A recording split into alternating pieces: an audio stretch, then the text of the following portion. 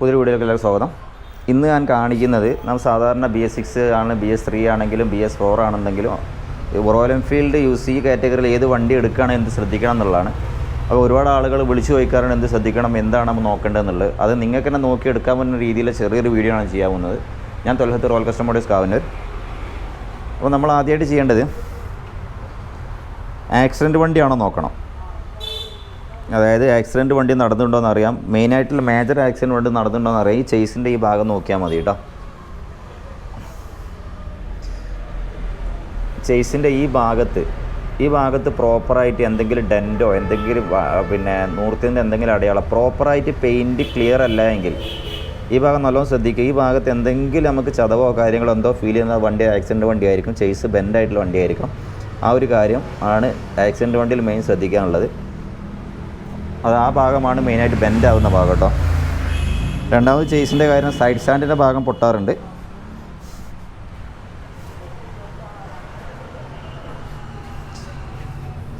Side സ്റ്റാൻഡിൽ ഈ ഭാഗത്ത് ക്രാക്ക് വരും. സാധാരണഗതിയിൽ ഈ ഭാഗത്ത് ക്രാക്ക് വരും. അത് സൈഡ് സ്റ്റാൻഡ് ആക്സിഡൻ്റ് ആയിട്ടല്ല, സാധാരണ സൈഡ് സ്റ്റാൻഡിലൊക്കെ ഇട്ട് വണ്ടി തിരിക്കുന്ന ആ ഒരു വണ്ടികൾക്കാണ് കൂടുതൽ ഈ വിഷയം വരിക. ഈ സൈഡത്ത് ക്രാക്ക് ഉണ്ടോ നോക്കുക. ആ ക്രാക്കും പൊട്ടോ വെൽഡിങ്ങോ ഉണ്ടോ അതനുസരിച്ച് വണ്ടിക്ക് ഒരു റൈറ്റ് കുറച്ച് വാങ്ങിക്കട്ടെ. ഇതിപ്പോൾ സാധാരണ കോമൺ ഒരു കംപ്ലയിൻ്റ് ആണ്. എന്നാലും നല്ലോണം മെയിൻറ്റെയിൻ ചെയ്യുന്ന വണ്ടികൾക്കൊന്നും പ്രശ്നം ഉണ്ടാവാറില്ല. ആ ഒരു ഇതനുസരിച്ച് നിങ്ങൾ വണ്ടിക്ക് വില കുറച്ച് വാങ്ങിക്കുക. പിന്നെ ഈ ഒരു വിഷയം നല്ലോണം ശ്രദ്ധിക്കുക. പിന്നെ ശ്രദ്ധിക്കാനുള്ള കാര്യം, ഡിസ്ക് ബ്രേക്കുള്ള വണ്ടിയാണെന്നുണ്ടെങ്കിൽ നമ്മൾ വണ്ടി ഓടിക്കുന്ന സമയത്ത് വണ്ടിക്ക് ഡിസ്ക് ബ്രേക്കാണ്. Disc brake classic disc brake ആണല്ലോ. അപ്പോൾ വണ്ടി ഓടിക്കുന്ന സമയത്ത് വണ്ടി ഒന്ന് ഓടിച്ച് നോക്കുക. ഡ്രൈവ് ചെയ്യുന്ന സമയത്ത് വണ്ടി ബ്രേക്ക് ചെയ്യുന്ന സമയത്ത് വണ്ടി ചാടി നിൽക്കുകയാണ്. അതായത് വണ്ടി ഇങ്ങനെ ഇടിച്ച് പോകാണെന്നുണ്ട്. ബ്രേക്കിംഗ് അപ്ലൈ ചെയ്ത് കഴിഞ്ഞാൽ വണ്ടി ഇങ്ങനെ ഇടിച്ചിടിച്ച് പോകാമെന്നുണ്ടെങ്കിൽ അത് ഡിസ്കിൻ്റെ റോട്ടർ ബെൻഡായിരിക്കും. അത് ശ്രദ്ധിക്കുക. അതായത് റോട്ടർ എന്ന് പറഞ്ഞാൽ ഇതാണ് വരുന്നത് കേട്ടോ. ഈ റോട്ടർ ബെൻഡായാലാണ്, ട്വിസ്റ്റായാലാണ് സാധാരണഗതിയിൽ ഈ ബ്രേക്ക് പിടിച്ച് കഴിഞ്ഞാൽ വണ്ടി ഇങ്ങനെ ഫ്രണ്ട് ബ്രേക്ക് അപ്ലൈ ചെയ്യുന്ന സമയത്ത് വണ്ടി ഇങ്ങനെ ചാടി കളിക്കും. ഈ ഒരു സംഗതി നോക്കുക. വണ്ടി ചാടി കളിക്കുന്നുണ്ടെങ്കിൽ, അതായത് വണ്ടി ഇങ്ങനെ ബ്രേക്ക് ചെയ്യുന്ന വണ്ടി ഇങ്ങനെ ചാടി തുള്ളിയാണ് പോകുന്നത് വണ്ടി നിൽക്കുന്നതെങ്കിൽ ഇതിൻ്റെ ബ്രേക്കിൻ്റെ റോട്ടറിൻ്റെ ബെൻഡാണ്. ഇത് 2000 സംതിങ് വില വരുന്നുണ്ട്.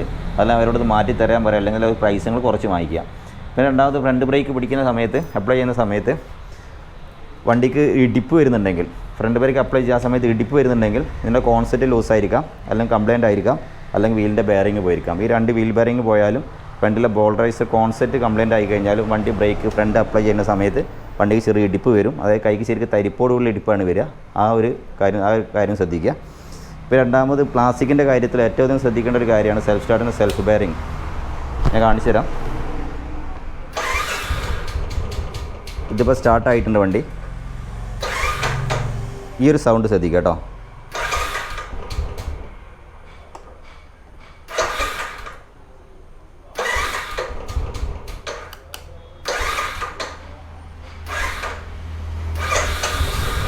അതായത് സെൽഫ് ചെയ്യുന്ന സമയത്ത് ഒരു സൗണ്ടും കേൾക്കുന്നുണ്ടാവും.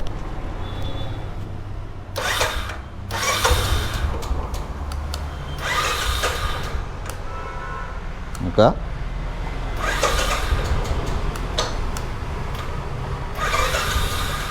ഇങ്ങനെ നമ്മൾ സെൽഫ് ഒറ്റ പ്രാവശ്യം സെൽഫ് അടിച്ചിട്ട് വണ്ടി എടുത്ത് പോകരുത്. കാരണം കുറച്ച് പ്രാവശ്യം സെൽഫ് ഫ്രീക്വൻ്റായിട്ട് അടിച്ച് നോക്കുക. ഒരു 4-5 പ്രാവശ്യം അടിക്കുന്ന സമയത്ത് സെൽഫിൻ്റെ ഭാഗത്ത് നിന്ന് അടിക്കുന്ന സമയത്ത് എന്തെങ്കിലും സൗണ്ട് വരുന്നുണ്ടെങ്കിൽ, ഫസ്റ്റ് അപ്പോൺ സൗണ്ട് വരുന്ന ക്രാക്ക് എന്നുള്ള സൗണ്ട് വരുന്ന നിൽക്കുകയെന്നുണ്ടെങ്കിൽ അതിൻ്റെ വൺ വേ ക്ലച്ച് പോയതാണ്. വൺ വേ ക്ലച്ചിന് ഒറിജിനൽ വരുന്ന 2500 രൂപ നിങ്ങളോട് ആരോടെങ്കിലും പറയുന്നുണ്ടെങ്കിൽ, വൺ വേ ക്ലച്ചിന് ഒരുപാട് ആൾ പറയുന്നത് 2500 രൂപ വൺ വേ ക്ലച്ച് 2500 രൂപ ഒറിജിനൽ പ്രൈസ് അല്ല. 4700 രൂപയാണ് സ്റ്റോക്ക് കമ്പനി വൺ വേ ക്ലച്ചിന് വില വരുന്നത്. 2500 രൂപ ആഫ്റ്റർ മാർക്കറ്റ് ഡ്യൂപ്ലിക്കേറ്റ് പ്രോഡക്റ്റിൻ്റെ വിലയാണ്. അപ്പോൾ ഡ്യൂപ്ലിക്കേറ്റിൻ്റെ പ്രൊഡക്റ്റിൻ്റെ വില എല്ലാം നിങ്ങൾ കുറയ്ക്കണമെങ്കിൽ ഒറിജിനൽ പ്രൈസിൻ്റെ വില കുറച്ചിട്ട് ആ വണ്ടി വാങ്ങിക്കുക, വൺ വേ ക്ലച്ച് ആണെങ്കിൽ. അതല്ല സെൽഫ് അടിക്കുന്ന സമയത്ത് മോട്ടറിൻ്റെ അവിടെ കൈ വെച്ച് നോക്കുക കേട്ടോ. സൗണ്ട് വരുന്ന മോട്ടറിൻ്റെ മുകളിൽ കൈ വെക്കുക. എന്തെങ്കിലും സൗണ്ട് വരുന്നെങ്കിൽ മോട്ടറിൻ്റെ കൈ വെച്ച് മോട്ടറിൻ്റെ മുകളിൽ നിന്ന് അടിക്കുന്ന സൗണ്ട് മോട്ടറിൻ്റെ ഇവിടെയാണ് വരുന്നത്. ഈ മോട്ടറിൻ്റെ മുകളിൽ കൈ വെച്ച് കഴിഞ്ഞാൽ സെൽഫ് അടിക്കാൻ സൗണ്ട് വരുന്നുണ്ടെങ്കിൽ അതിൻ്റെ മോട്ടറിൻ്റെ മാഗ്നറ്റ് ഇളകി പോയിട്ടുണ്ടാവും. ആ മാഗ്നറ്റ് സർവീസ് ചെയ്യാവുന്നുള്ളൂ. ഒറ്റ ചെറിയ ക്രാക്കൊക്കെയാണ് സർവീസ് ചെയ്യാവുന്നത്. എന്നാലും ഒന്നുമില്ല, അവർ സർവീസ് ചെയ്തിട്ട് വാങ്ങിക്കുക, അത് റെഡിയാക്കിയിട്ട് വാങ്ങിക്കുക. അതല്ലെങ്കിൽ മോട്ടറിൻ്റെ പൈസ 2500 രൂപയാണ് വരുന്നത്. ബ്ലാക്ക് മോട്ടറാണെങ്കിൽ 2300 സംതിങ് ആണ് വരുന്നത്. ആ മോട്ടറിൻ്റെ പൈസ കുറച്ച് തന്നെ വണ്ടി വാങ്ങിക്കുക. അതാണ് രണ്ടാമത്തെ കാര്യം നോക്കാനുള്ളത്. പിന്നെ ആക്സിഡൻറ്റ് കാര്യം നോക്കി പറഞ്ഞു. പിന്നെ രണ്ടാമത് സ്റ്റാർട്ട് ചെയ്യുക വണ്ടി. പിന്നെ ചെയ്യേണ്ടത് വണ്ടി സ്റ്റാർട്ട് ചെയ്യുക.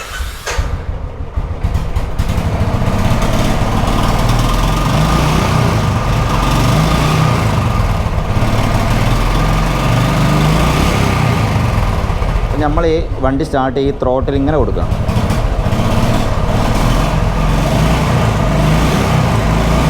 ഇങ്ങനെ വിട്ട് ത്രോട്ടിൽ കൊടുക്കുന്ന സമയത്ത് നോക്കുക,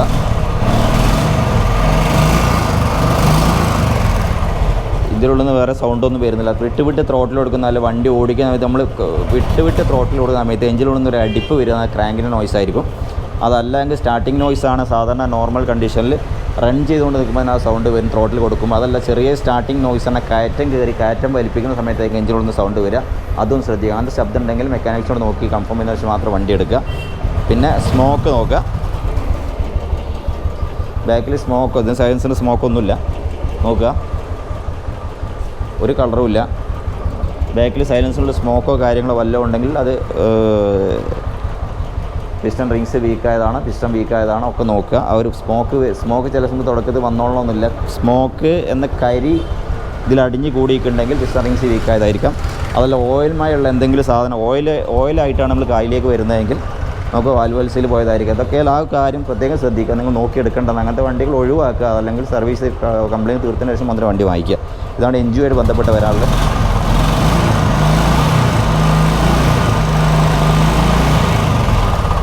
പിന്നെ രണ്ടാമത് ശ്രദ്ധിക്കാനുള്ള ഏറ്റവും അധികം ഫൈൻ കിട്ടുന്ന ഒരു വിഷയമാണ് സൈലൻസർ. അപ്പോൾ ഒറിജിനൽ സൈലൻസർ BS3 സൈലൻസറാണ്. ഒറിജിനൽ സൈലൻസർ അല്ല അതിൻ്റെ മുകളിലുള്ളതെങ്കിൽ നിങ്ങൾ 3690 രൂപയാണ് ഒറിജിനൽ സൈലൻസറിന് BS3ക്ക് വരുന്നത്. BS4 വരുന്ന 4800 രൂപ, 5000 ചോടയായിട്ടാണ്, താഴെയായിട്ടാണ് BS4 സൈലൻസർ വരുന്നത്. അതൊരു സൈലൻസറും നിങ്ങൾ നിർബന്ധമായിട്ട് ആ ഒരു സൈലൻസറിൻ്റെ പ്രൈസും വാങ്ങും. പിന്നെ അല്ലെങ്കിൽ സൈലൻസർ മാറ്റി വെച്ചാൽ വല്ല സൈലൻസറിൻ്റെ പ്രൈസ് അതിൽ കുറച്ചിട്ട് വണ്ടിയിൽ നിന്ന് വാങ്ങിക്കട്ടെ. അതൊക്കെ നിർബന്ധമായിട്ടുള്ള സാധനമാണ്. പിന്നെ BS3ക്ക് BS3 വണ്ടിയാണെങ്കിൽ BS4 കാർബറേറ്ററാണ് വെച്ച് നോക്കുക. ഇത് BS3 വണ്ടിയാണ്. BS4 കാർബറേറ്റർ ഞാൻ കാണിച്ചു തരാം.